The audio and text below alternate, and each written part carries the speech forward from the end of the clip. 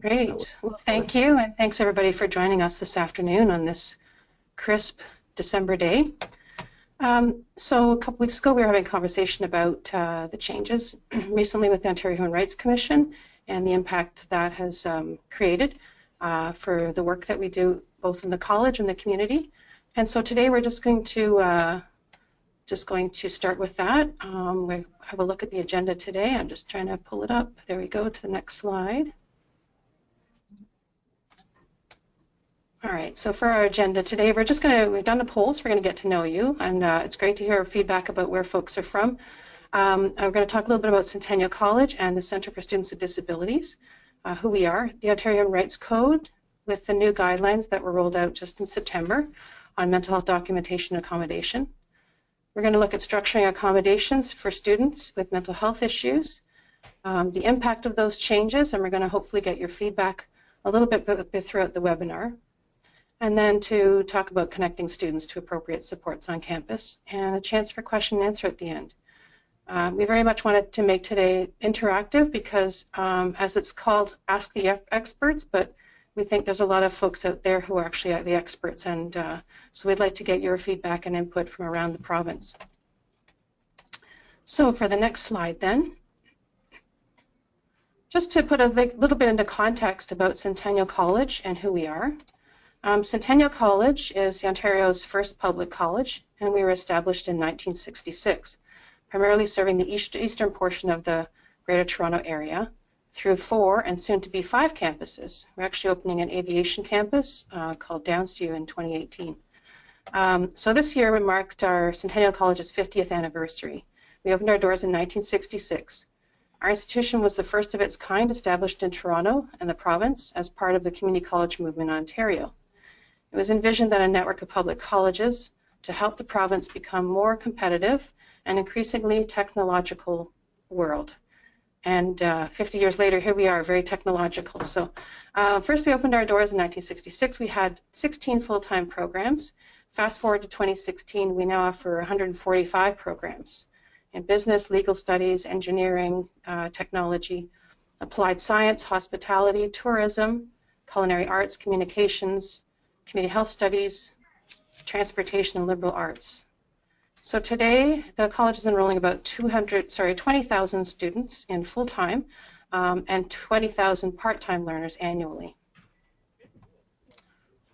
And just to look a little bit about, for the next slide, just to put Centennial College into context, we're very much aware of our roots, and we're focused on strategies by both the provincial and municipal governments to address the concerns about escalated violence in the City of Toronto.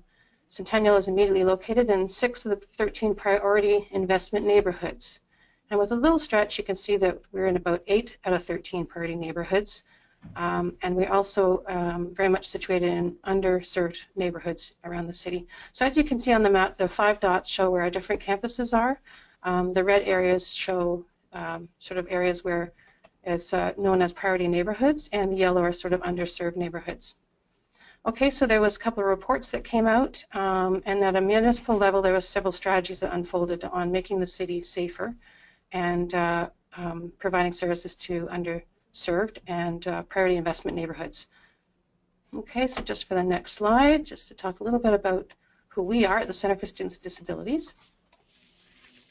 Centre for Students with Disabilities was established in 1988 through funding from the Ministry of Training and Colleges and Universities. Since then, the Centre for Students with Disabilities, or CSD, has developed a comprehensive suite of services for Centennial College students with temporary and permanent disabilities. As a resource and advocacy centre, we collaborate with students, staff, and faculty to meet the requirements of college policy, our obligations, and provincial and federal human rights legislation. As evidence from KPIs, so Key Performance Indicators, Centennial College continuously receives the highest student satisfaction of all colleges in the GTA in 2014-2015, with 11% higher in student satisfaction rates for GTA and 6% higher than the provincial average. So just getting now to a little bit about, oh, sorry, just one more point there.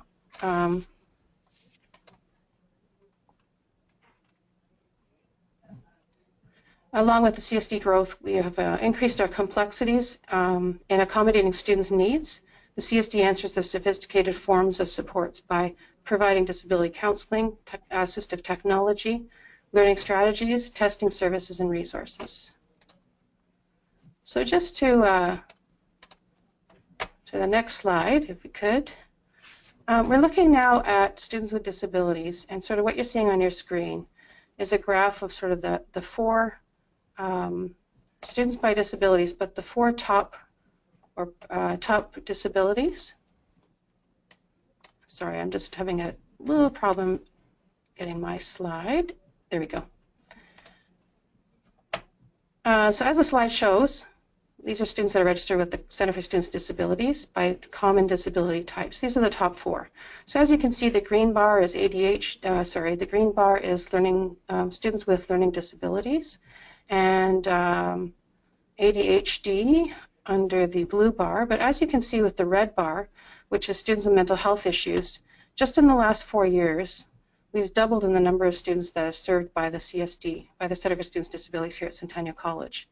So it's been quite an increase, and this is not only just with Centennial College, but around the province. I think all colleges and universities are seeing an increase in students with mental health issues, and I'm sure I'm not alone in saying that we've doubled or even perhaps tripled the population that we're serving even in the last 4 or 5 years. So the number of students we're increasing who we are serving, but also the number of students with mental health issues who are attending colleges and universities are also increasing. And this translates to perhaps more complex mental health needs and more support that's needed to be provided.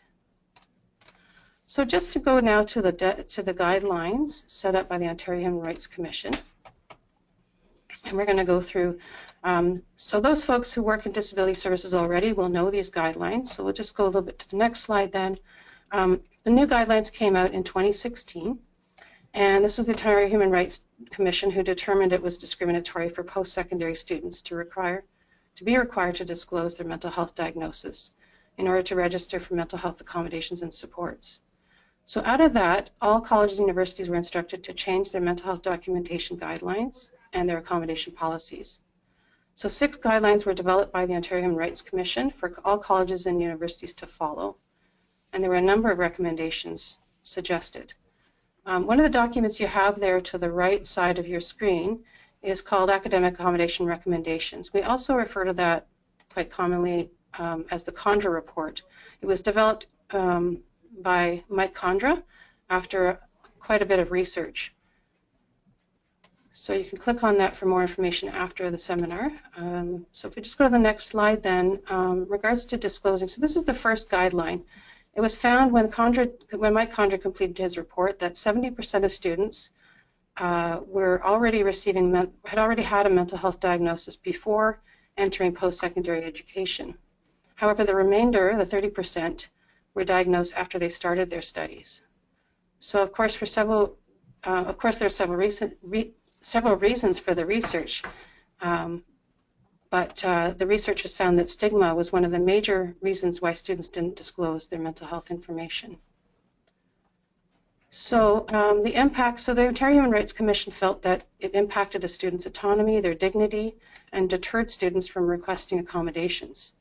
The Ontario Human Rights Commission stated that we need to focus on determining functional restrictions and functional limitations. The Offices for Students with Disabilities forms have now we've all probably changed our forms to request medical professionals to indicate and suggest appropriate accommodations, but also really to indicate the functional limitations, and that's been more of our focus just now since September. So this is the first guideline. Students can voluntarily share information related to their diagnosis, and to be quite honest, since September when they've rolled out the new guidelines, most, if not all, our students are still sharing their diagnosis. We probably maybe have about 2% that don't share their diagnosis. So that's the first guideline. The next one is that interim accommodations can be provided by all colleges and universities. So a diagnosis sometimes has not been confirmed yet. We know actually with young people, especially if it's in the students within that 30% range who haven't received a diagnosis yet, they could be waiting for that, and it might not be confirmed for many reasons. So while the student is waiting to be assessed by the healthcare professionals, the disability offices must use the best information available, including how the student identifies their own needs at pending assessment. So with this guideline, the Interim Rights Commission is suggesting that more control be given to students in sharing their information and their needs. All right, just to the next slide. So temporary accommodations. Temporary accommodations can be provided for a range of conditions, including concussions, diabetes, fibromyalgia, post-traumatic stress disorder, other things like seasonal affective disorder. We know that anxiety can be a temporary condition, as well as depression. So all Ontario offices for students with disabilities have had to update their medical information when the disability is temporary, or when the academic accommodation needs to be revisited over time. So that's something we're currently doing with students, and that's been mandated by the Ontario Human Rights Commission. Next is the temporary accommodations. So temporary accommodations can be provided for students while they're waiting. We know that working with youth, sometimes they need temporary accommodations. It could be something, I think there's a mix-up with that last slide. Okay, so we're on to temporary accommodations. So we ask students for updated medical information because the disability is temporary or where medical accommodations need to be revisited over time. The next one is retroactive accommodations. And the Ontario Human Rights Commission found that it was an institution's obligation to consider retroactive accommodations if the student has failed to meet their performance. So for example, the student becomes unwell, they perhaps are off their medication, become unwell, end up in hospital. Sometimes it could be 3 or 4 months before the student resurfaces. And we needed to, the Ontario Human Rights Commission has said we need to meaningfully consider retroactive accommodations in situations like this, where it's come to light that a student was unwell and then resurfaced perhaps to have. So we're going to talk a little bit about retroactive accommodations in a little bit because we'd like to get your feedback and input about what's happening around the province. The next one is the next guideline set out by the Interim Rights Commission is related to private medical information. Okay, so if we can just flip to that slide. Great, so students are not required to reveal their personal medical information any longer. So students in the past sometimes went to professors to provide medical notes, sometimes provided information requested by professors, faculty, and staff within the college. Now within the college, all colleges and universities, accommodation letters are either being delivered directly to the, from the offices for students with disabilities, as with Centennial College.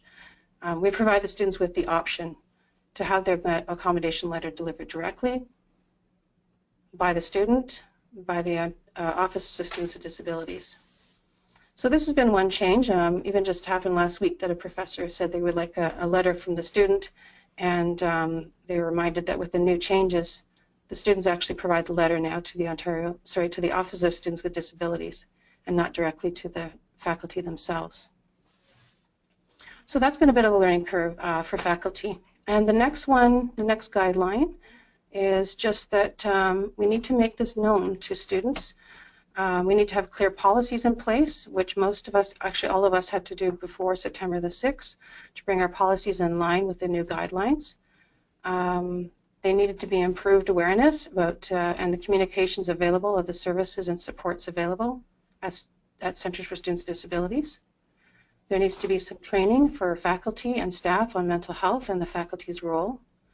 And it was also just suggested by the Interim Rights Commission that we disseminate all the information to students and faculty on an ongoing basis to ensure the guidelines and the policies are clearly communicated. So those are the 6 guidelines, and that's a little bit about our changes. So now we're going to go over to Lorraine for going forward. We're looking at the impact of those changes and how we support students. All right, so over to Lorraine.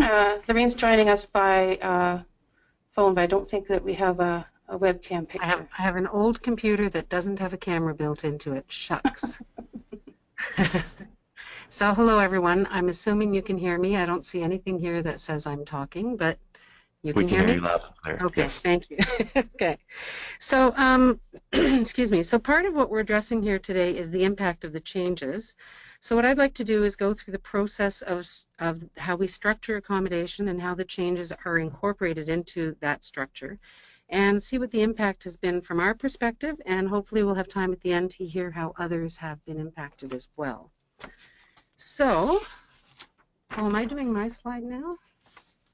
Are we doing, okay. So,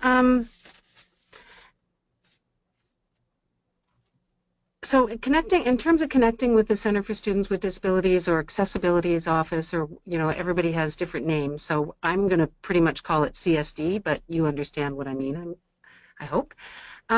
So the process of connecting with the CSD in terms of these guidelines and mental health, students with mental health issues, hasn't changed dramatically. Students with learning disabilities or medical issues, etc., they're familiar with the need to accommodate and may come more easily from high school because of having an IEP or having things, you know, understanding the process there. Those diagnosed with mental health issues, especially newly diagnosed, might not know. So often I'm seeing an increase in faculty bringing students down because of the increase in discussion and the presence of mental health in media and posters, and there's a big push for awareness around mental health issues. I think that's probably also adding to the increase of the numbers of students with mental health issues coming and seeking accommodations. They often self-refer, sometimes at the beginning of the semester, but usually, not usually, often there's a point partway through where they need to acknowledge that, okay, I've tried it on my own, I may have to disclose something, I don't know where to go or what to do, but here I am. So we will provide them with the medical letter that they can then bring to their doctors or their mental health professional, or you'll see in that report that Lynn attached the list of professionals who are the ones who can fill out the documentation, the medical information letter. As most of the provinces, most of the colleges, and I'm assuming the universities in the province, are using very similar forms, and they do focus on the functional limitations as opposed to the diagnosis. It is interesting, as Lynn said, though, the diagnosis isn't required, but I'm finding, and we're finding here, that most students are disclosing that, and they want to talk to us about it, but often they don't want to talk to the instructor, but we'll go there in a minute. The student self-report, a lot of the information comes from the documentation and the functional limitations, so the limitations that the disability imposes upon them and how it's going to impact them in school. That's what that piece is. But a lot of information also comes from a student's self-report. They might sit down with their doctors for 10 minutes and fill out this form. Some students will go through it have a good long conversation. Some will leave it with them and then it will be faxed and they won't even be part of the filling out of the form. So we really do rely quite a bit on the self-report of the student. And of course the relationship that when we're doing the intake, that the disability counselor is doing the intake, develop with the student. It's pretty key. The accommodation letters are, again, that hasn't changed a whole lot in terms of what goes into it. Back in the day, we used to put what the disability was. That is now a thing of the past. And what has changed, though, is the options for delivery. So it used to be that the student would get their letter and, in the spirit of self-advocacy, would bring that letter to their instructor and have a discussion around what their accommodation needs were. That, of course, has changed now with the Ontario Human Rights Commission mandate, and they have the option. So the way we're handling it at Centennial, as Lynn said, is they have a choice. So they can either deliver it themselves, they can deliver it electronically themselves, or we will deliver it on their behalf. And starting in January, I know a lot of the other institutions are doing this already. We are going to be implementing an electronic delivery system.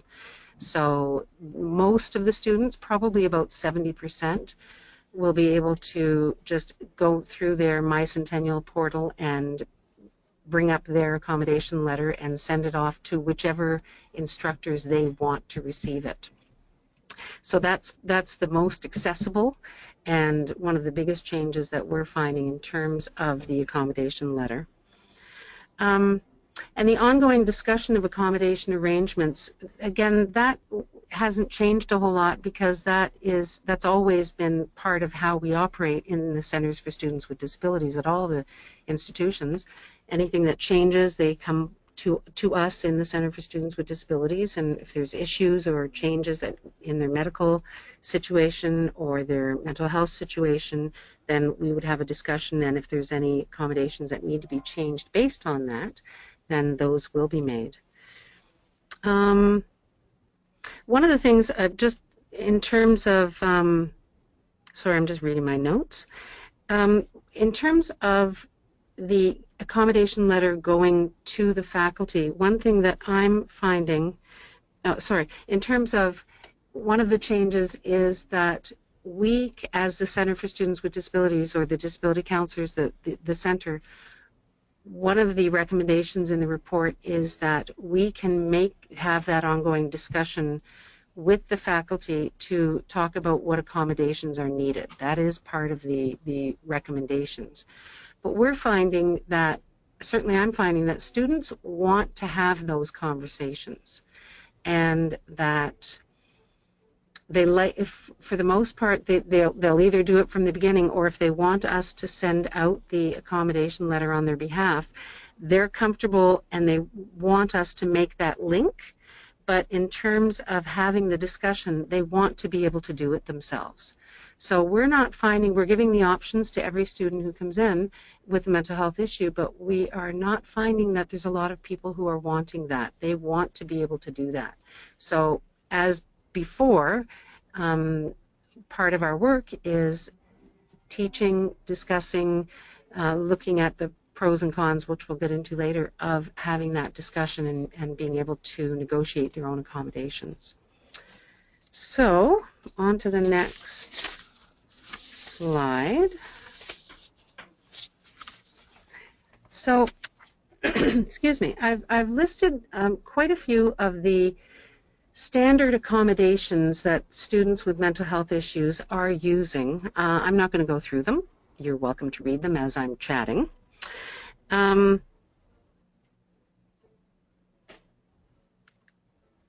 One of the things that are specific to mental health, which are not so much in terms of the other disabilities, and which is reflected in what accommodations they receive, is the impact of medication and the episodic nature of many of the mental health issues.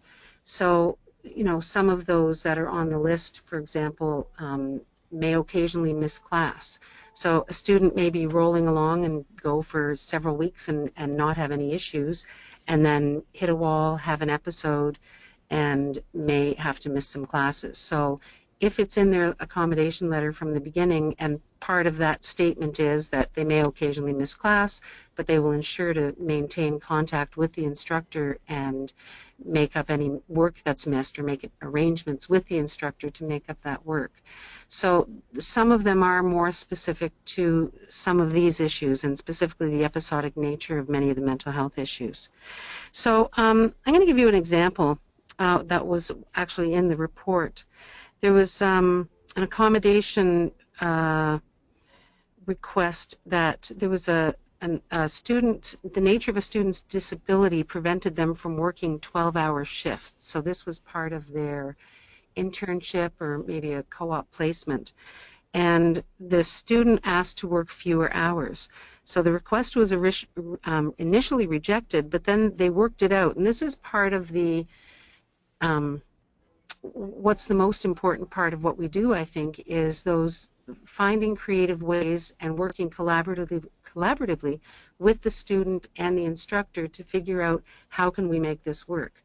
So in this particular instance, the student shifted to doing 8-hour shifts, but did more of that. So in the long run, they had the exact same number of total hours that they completed.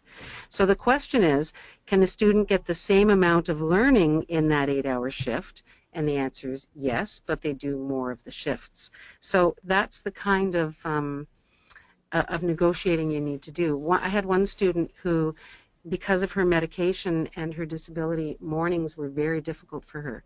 And she had one course that had a morning lecture and an afternoon lab. So we worked it out that she just went to the labs and then worked out one-on-one meetings with the instructor to obtain any material that she missed from the labs or any conversation that she needed from the lecture that wasn't in the PowerPoints and the notes that were provided to her.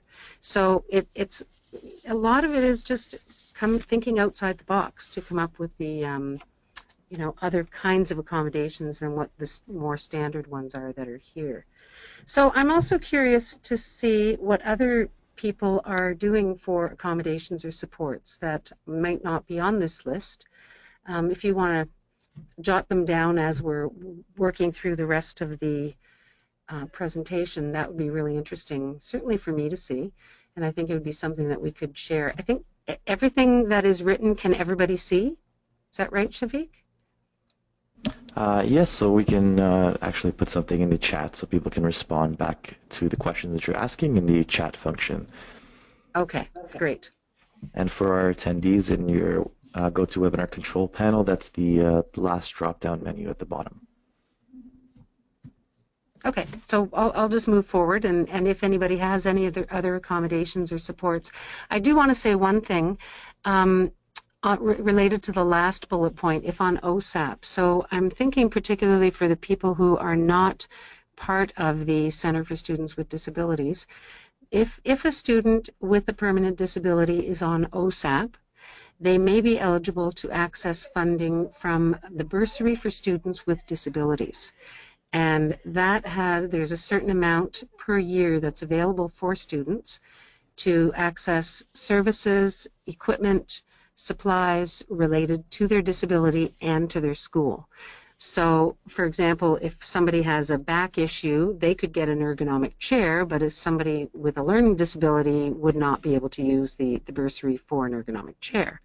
So we've been finding, I certainly have been finding that one of the wonderful uses of the bursary is to be able to access it for therapy for students. We all know how overburdened, how busy the counselors are, and we are as disability counselors, and we're not often able to do the kind of depth of work that a one-on-one therapy session throughout the year can do. So that's been there's up to $2,000 a year is available through the bursary if a student is registered with OSAP. And a SAD lamp is also something that can be purchased for seasonal affective disorder, is something that can be purchased through the bursary as well.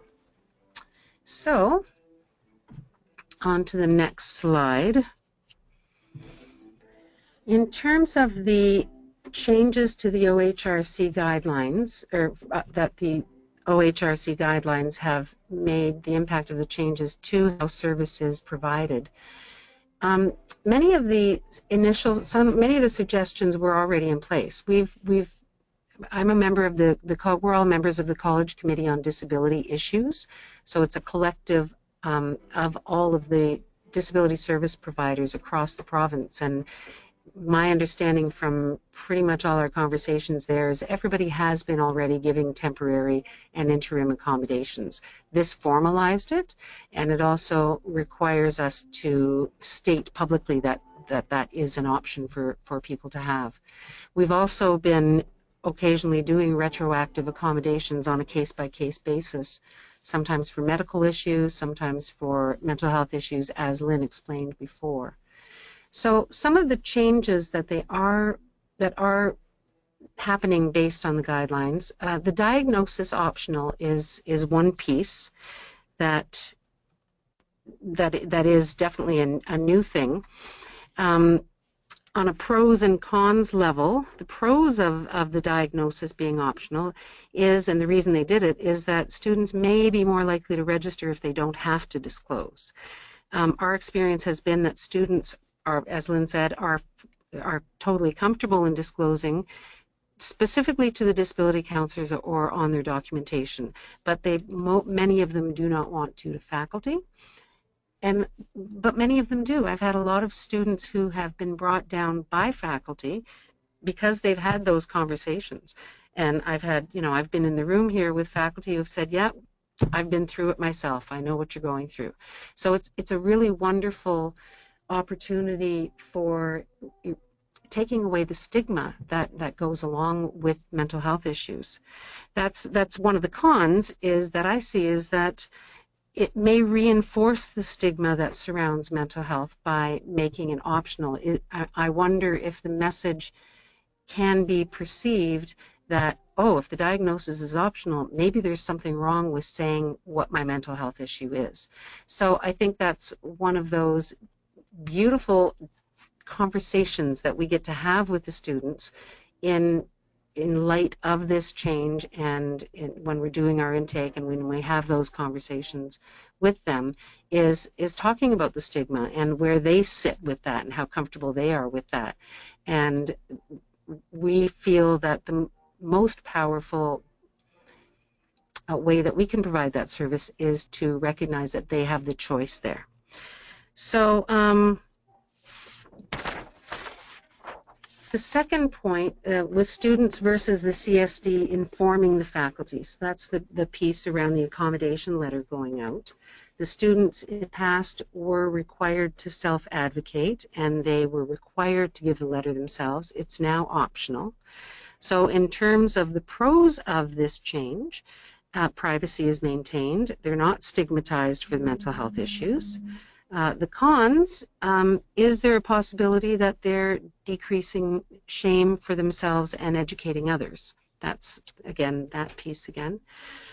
And the ability, the other thing that we found is, and this is the self-advocacy piece that has been such a cornerstone of disability services, is the ability to self-advocate and getting more comfortable in talking about what one's needs are and what one's issues are. And if you look at college and university as their trial run in terms of learning to advocate in the workplace, it's a much safer place to try it out in. So I see this as a really key starting point for discussion. And it leads into them really having to become self-aware and self-advocate and choosing how they want to do that and why they want to do it and on what levels they want to do that. So many will just self-advocate in terms of, these are the accommodations I need. I know that you don't need to know why. We don't encourage them to speak like that, but these are the accommodations I need, and this is how I would like to have them happen, what will work for you, and that is the conversation. Others will be very upfront with what their issues are with their faculty. Now, there are pros and cons to that. So the relationship, so I'm getting into the impact on faculty here. So we all know that the relationship that the student has with faculty is really important. On the pro side of this change, they aren't waiting for the student to disclose. If they receive the letter, they now know right up front this student has a disability, and they don't have to worry about whether or not to approach the student. And many faculty don't want the responsibility of knowing what the diagnosis is. They don't want to know any more information other than, what are your accommodations? On the cons, there are some faculty who find it very helpful to know what the disability might be to help them understand what they can do in the classroom that isn't necessarily an accommodation. I find that particularly true with students on the autism spectrum disorder, that if they aren't sure what the disability is, they're very cautious about how to help. Another con is that if the student doesn't follow up with a conversation once they get the accommodation letter, the faculty aren't sure of how to approach them. So when I send them out via email, I make it very clear. I talk to the student, how do you want to make the approach? Now that they have the letter, do you want the instructor to approach you first? Or now that they have the letter, are you comfortable now going and talking to them about what your needs might be and how you can make them happen? So the really important thing about this is that conversation in the intake and with the disability counselor, and I find that it's getting, it's just very interesting, and a lot more stuff is coming up. People are learning to speak more about what they want and what they don't want with us, because they have to think about what their choices are. So in that way, I think this is all really good. Okay, I'm going to move on to retroactive accommodations.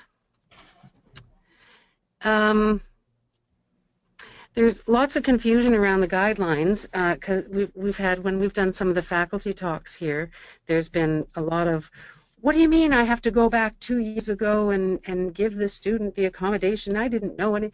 So it's it can be a really fiery kind of conversation when you're in a faculty group. It hasn't changed for us a whole lot in terms of the retroactive accommodation being offered on a case-by-case basis. The numbers have increased a little bit. I've been talking to somebody in our records department, and she said that the numbers have definitely gone up in the last few months than they were before. So people are recognizing this, and we as a disability services providers are making it more known that this is an option. What it means typically is that F grades can be removed from the record. So if a student was in the hospital and they ended and it happened after the drop deadline, then it can be changed so that it looks like they dropped before the drop deadline, that the Fs are just removed. Other times it's putting in an I grade, which is, I know every college and university has a different grading terminology and system. We call them I grades or incompletes. And that's another way that it can be done. They can get an incomplete and then they finish their program or their course as they are well enough to do so. And we've even been able to make arrangements for tuition fee credit into another semester when they return, or a refund if they're not withdrawing completely from the program. Excuse me. So I want to, I don't want to talk any more about that in terms of the impact. I want to move into the next slide. In one of the workshops that we had on the functional limitations piece, one of the really useful outcomes of that was a discussion around how important, even more so than ever, is accessible education through universal design. That there's so many things that can occur in the classroom for all students, not just students with disabilities benefit, but all students benefit. And the students with mental health issues, a lot of those issues of having to disclose or not disclose, having to get the accommodation or not, having to deal with the stigma is not even an issue, because accessible learning or universal design is put in place. So accessible learning is designing programs, courses, and teaching styles and learning environments to meet the needs of people from a variety of backgrounds, abilities, and learning styles. So as you can see in the cartoon, I love that cartoon because it really exemplifies how simple and obvious accessible learning and universal design for learning is. So what's your next slide there? Because I think the next slide I have is a little bit different from the one you have. Yeah, okay. So universal design for learning is a way of showing multiple means of representation. So there are multiple means of representation, engagement, and expression. So multiple means of representation, it gives learners a variety of ways of acquiring information and knowledge. So for example, they might have a lecture, there might be a video, there's experience, there's group work, there's hands-on activities, there's games, there's a whole range of activities and ways that instructors can set up their class for how the information is represented. There's also a multiple means of engagement, so tapping into the learner's interests, challenging them appropriately, and motivating them to learn by allowing them to have more choice in how they engage with the particular material in that course. And multiple means of expression is providing learners alternatives for demonstrating what they know. So, you know, it could be an option of when there's a test, giving them an option of whether or not they want to do a multiple choice test or a short answer test or write an essay. Or maybe they do a presentation instead, or maybe they do a research project. So it's looking at various ways of ascertaining that the student knows the information, but they can express it and present it in a way that best suits them. So these are sort of the accommodation versus accessible education comparators. My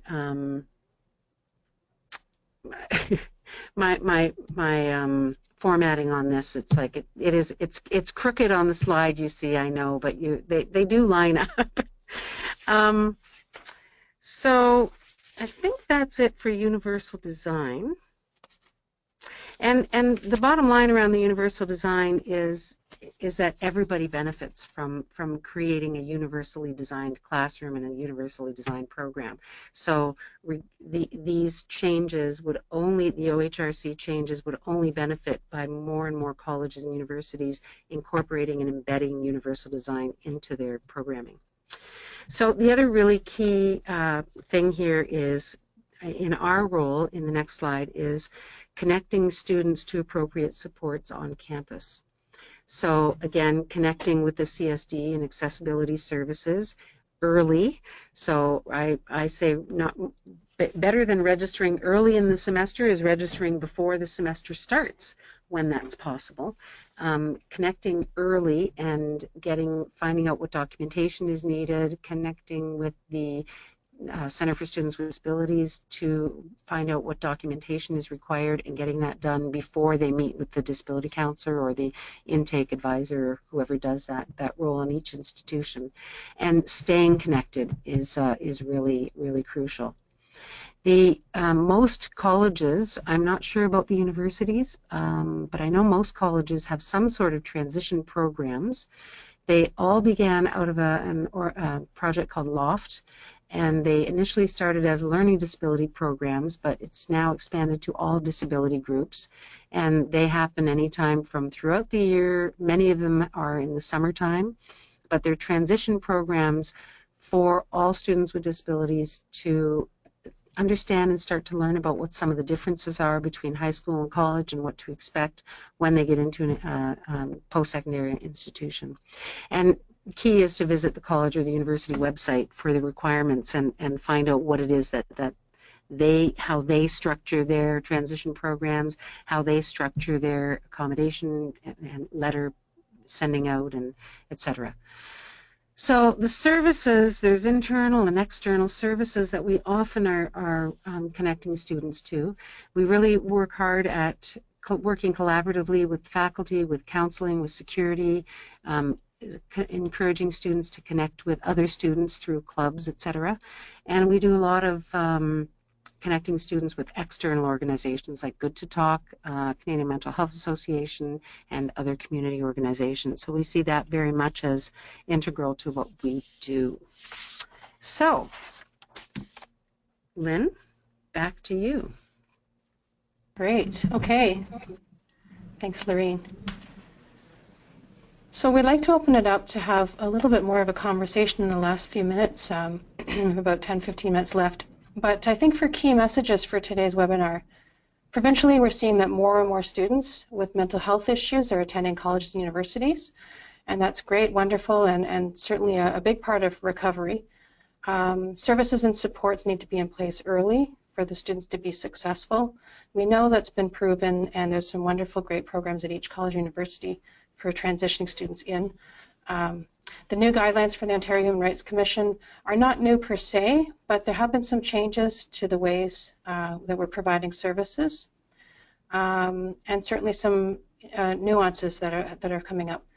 Considering functional limitations more, that's certainly key for today, we're relying more on medical information, and so that information really needs to be clear and known what supports are required. And we know that sometimes that can be challenging. We need to be receiving the medical information that fits and works for the students and can help guide us. But definitely, it's a conversation, as Lorene has mentioned, and it's about working with the students, meeting them where they're at. Students are still disclosing to our offices, to disability counselors, because we're here and we're supportive, but the key part of that is the relationship and building rapport with students.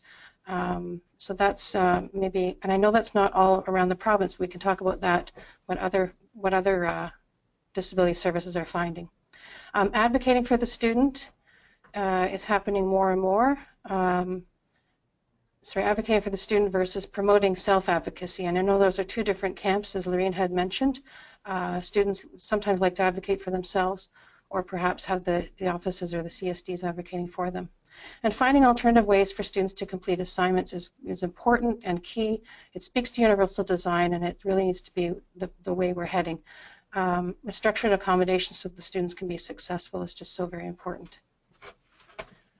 Okay, so we'd like to perhaps look at some questions and find out from you what's happening in your areas, colleges and universities, or in your communities around the province. So Shafiq, do we have any questions so far? Yes, we definitely have a few questions, and Great. please go ahead and continue to put those questions in. So our first question is, what criteria do you use for the classification of temporary disabilities? Lorene, do you want to speak to that one? Sure. Classification. To be honest with you, I have had students come in with saying that they have received from us the medical information form and have sent it to their doctor and don't have it back yet, but they are in the process of doing that. We have to honor the student self-report, and we have been doing this long enough to know the kinds of questions and the kind to look at what they've been through and what they're going through in the classroom now. It's really about how can we help you with where you're at now. So we will follow up with them to get that documentation later, but I have probably 4 or 5 students right now who I don't have documentation for yet, but I have enough information from them and from their experience of what they've been through that I know it's legit. I know it's legitimate what they're going through, and they will follow up. But it's really important that we provide the supports that they need, because that's what we do. I don't know if that answered your question. I hope it did. Sometimes we'll get just an IEP. Sometimes we'll get a short note from the doctor. Sometimes we will have a readout from a stay in the hospital. Sometimes we will have an accommodation letter from another institution before we get the formal medical letter filled out. So any of those will do, but again, it's also a student self-report that we then follow up on. Excuse me. Thank you for that. And the next question is, do retroactive accommodations in terms of the new guidelines only apply to mental health? Okay, that's a really interesting one. So we had a lot of discussion with that, discussion regarding that, and certainly Lorraine chime in, but you know, if you only look at retroactive accommodations for people with mental health issues, and you want to maintain privacy and confidentiality, by virtue of only having students with mental health issues be the ones that don't disclose their illness, you're outing them as having a mental health issue. So I know within our college, although the Ontario Human Rights Commission has said these standards apply to those with mental health diagnoses, but we've opened it up to others possibly as well, because to maintain confidentiality, and it seems to be the direction where the Ontario Human Rights Commission is going, that people don't have to disclose. Lorraine, do you want to comment on that as well? Yeah, I think the other thing is there are so many comorbid disorders, right? So people with learning disabilities often have a lot of depression and anxiety, and people with medical issues also have mental health issues, and people with medical issues also have episodic conditions and illnesses that will often result in the need to do the retroactive accommodations. So the lines are, it's not a black and white thing. The lines are fuzzy. And I think we are very much going to have to go in that direction because, as Lynn said, it's discriminatory not to. So it does mean that we do have to remain, there's one of the attachments is a suggested guidelines for cases of retroactive accommodations. And it's it's a really good document because it looks at what the timelines are. It looks at how much was disclosed to whom and when. And it's a really good guide for all of us to use when we are determining whether or not it's likely that the retroactive accommodation would be successful or not. So there is no one, it's going to be a case-by-case basis across the board. I can't see it being any other way. And I think it is going to go in that direction. Yeah. Okay. Yeah, definitely case by case. We've had students with concussions, for example, or car accidents, back issues, diabetes. So it can be retroactive. Like, for example, a student with a concussion, they come back to school and finally are well enough to write their final tests. So I don't think that we cannot allow them to have retroactive accommodations. Thank you for that answer. Now, we do have a few minutes remaining and we have a number of questions, so I'm going to cut off the questions for now and keep it to what we currently have. And so the next question, this is something that I feel like a lot of people are interested to know about, is what's the college's strategy for engaging faculty in buying into the universal instructional design, especially around implementing alternate testing or implementing other accommodations? Yeah, we very much work with faculty regards to, we have an accessibility conference coming up in January, and it's geared towards universal UDL, universal design for learning. We engage faculty as much as possible in conversations. We have some fantastic champions within the college, and you probably do as well around the province, who are real champions with universal design. That's important for buy-in. Lorraine, do you want to add to that? Because I know you've been involved with universal design for learning.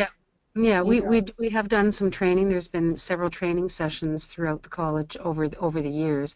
I think it would be wonderful to have a universal design specialist in the college to make sure all that happens. But right now it's a lot of individual conversations. There's one faculty member here who's working really hard to build a system so that through Centennial, which is their academic portal, that built right within there is the ability to put the dates, and they go right, due dates for assignments that go right into the students' calendars, and putting in handouts that go right into the students' calendars of the day of the class. So she's working really hard to build that into how she runs all her classes. So one of the things that I know, there was one of the colleges several years ago, what they did is they seconded a member of faculty because when it comes from faculty, there's a lot more buy-in than when it comes from the CSD. So they had seconded a member of faculty to do the research, and she worked with the faculty. They sent out ongoing emails to all members of faculty, including all their chairs, and coordinate. Everybody who was their boss saw that they got them. They had to respond to them. It was a mandated thing that they had to follow up with the universal design piece, and it was really, really successful. And I think the key there was that it was run by a faculty. So we do the individual conversations with them whenever we can, and I know here at this campus almost all the faculty now are posting all their PowerPoint presentations online, many of them in advance, which is something we've been asking for a long time. And it's actually easier for them because then they don't have everybody, seeking it out. So it's many spokes on that tire going at it in a whole bunch of different ways. Mm-hmm. Yeah, absolutely.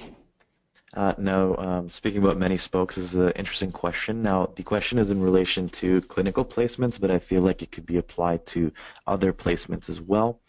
The question is, how do you ensure that a team in which the clinical placement is taking place, for example, the health team, including classmates on a rotation, are aware of the needs of the students and can support things like flexibility and scheduling, but also protecting student confidentiality at the same time? They're wondering if you had any advice on that front. Okay, can you say it So one more time? how would you accommodate a student's need for flexibility in scheduling, for example, during a placement, while also ensuring their confidentiality? I have found that, and maybe this isn't the case here. Sorry, Lynn, I just jumped in here. That most students, what they really want to have kept confidential is the diagnosis and the nature of the disability. Most are okay with acknowledging that they need an accommodation, and they understand and that their confidentiality is respected. And compared to a few years ago, like there was a point that students didn't want anybody to know they had accommodations, and I think it's easing up a little bit, that they're okay with the knowing that people need accommodation, people knowing they need accommodations, but having the privacy to what that is. So that's one of the ways with that, and I don't know, reinforcing that everybody, regardless of why people need an accommodation of some sort, like some people need an accommodation because they have kids at home. Some people need an accommodation because they, like it's various reasons besides a disability. So if it's sort of embedded in that the flexibility of the scheduling could be available for other people as well, if it was a legitimate need, maybe there would be more ease with that. I'm not sure. I don't know if... I think it really has to be a conversation with the students. We see a range of students that really want to keep that private matter and not share that, and certainly we get that. And other students that said, absolutely, everybody around me needs to know because they want to be able to support me, and so there's a different range, I believe, there. Okay. So we are running on It's sort of a case-by-case situation, I think. Yes, absolutely, and there's definitely some more interesting conversations that need to be had with those students. So we are running a little bit extra, so I think we'll have our final question here, and then we'll move towards our conclusion.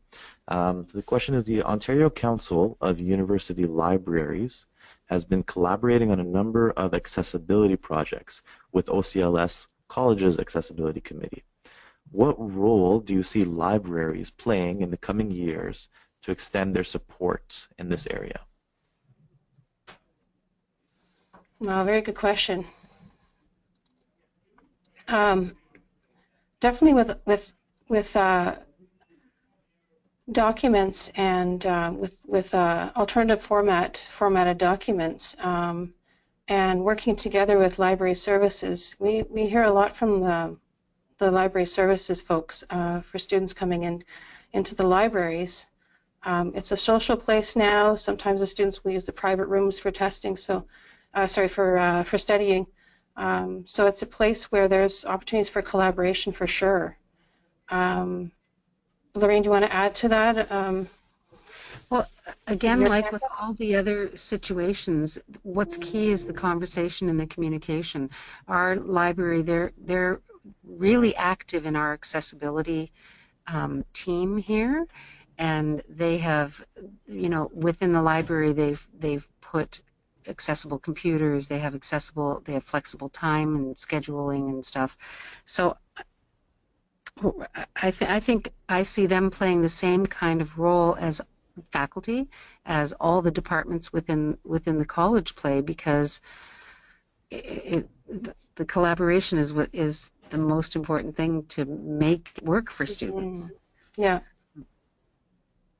Okay, thank you very much. So we are going to move on to our conclusion.